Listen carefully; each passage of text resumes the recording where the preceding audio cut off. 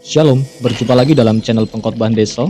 Hari ini kita masuk di hari kedua pembahasan buku tentang 50 alasan mengapa Yesus datang untuk mati.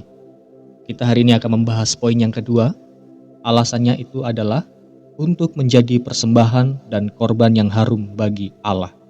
Firman Tuhan katakan di dalam Efesus pasal 5 ayat 2. Dan hiduplah di dalam kasih, sebagaimana Kristus Yesus juga telah mengasihi kamu dan telah menyerahkan dirinya untuk kita sebagai persembahan dan korban yang harum bagi Allah. Bapak Ibu Saudara-saudari yang dikasihi dalam Tuhan, Yesus tidak bergulat dengan Bapanya yang sedang murka di lantai sorga dan merebut cambuk dari tangannya. Yesus tidak memaksa Allah Bapa untuk berbelas kasihan kepada manusia. Kematian Yesus tidak membuat Allah terpaksa mengampuni orang berdosa. Apa yang Yesus lakukan ketika dia menderita dan mati adalah inisiatif dari Bapanya sendiri. Ide ini adalah strategi mengagumkan yang sudah dirancangkan bahkan sebelum penciptaan.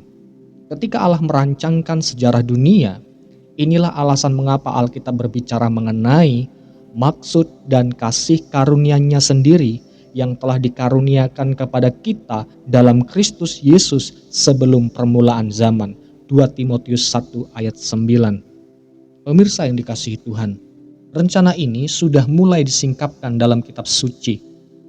Bahkan di dalam kalangan orang-orang Yahudi, mereka pun mengerti akan hal ini. Nabi Yesaya menubuatkan penderitaan Mesias yang akan menggantikan orang berdosa. Dia berkata bahwa Kristus akan dipukul Allah menggantikan kita. Firman Tuhan katakan di dalam Yesaya 53 ayat 4-5. Tetapi sesungguhnya penyakit kitalah yang ditanggungnya dan kesengsaraan kita yang dipikulnya. Padahal kita mengira dia kena tulah, dipukul dan ditindas Allah. Tetapi dia tertikam oleh karena pemberontakan kita, dia diremukkan oleh karena kejahatan kita. Ganjaran yang mendatangkan keselamatan bagi kita ditimpakan kepadanya, dan oleh bilur-bilurnya kita menjadi sembuh. Yesaya 53 ayat 4-5. Apa yang terjadi pada Yesus Kristus bukan perkara yang terjadi secara tiba-tiba, melainkan sebuah inisiatif yang bahkan sebelum dunia ini dijadikan.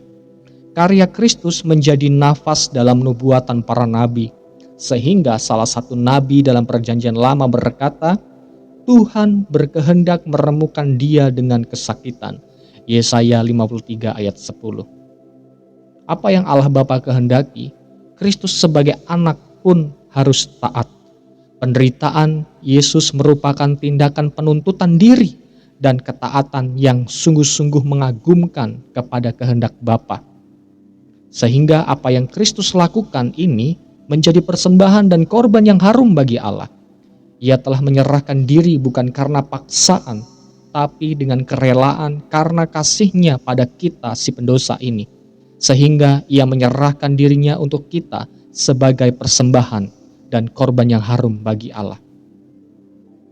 Hal ini mengajarkan kita untuk kita terus memuja kasih Allah yang maha tinggi ini. Ini bukan perkara yang sederhana. Demi kita, Allah telah melakukan hal yang mustahil menurut manusia. Dia mencurahkan murkanya ke atas anaknya, ke atas dia yang telah menundukkan dirinya, sebenarnya sama sekali tidak layak menerimanya. Tetapi kerelaan anaknya untuk menerima curahan murkanya itu adalah hal yang berharga di mata Allah Bapa.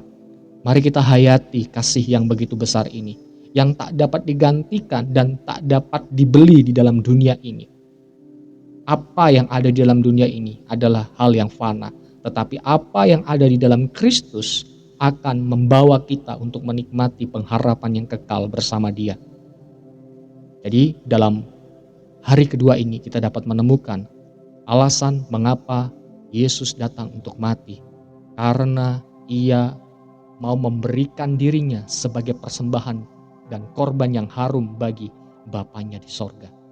Kiranya poin kedua ini dapat menjadi berkat dalam setiap kehidupan kita.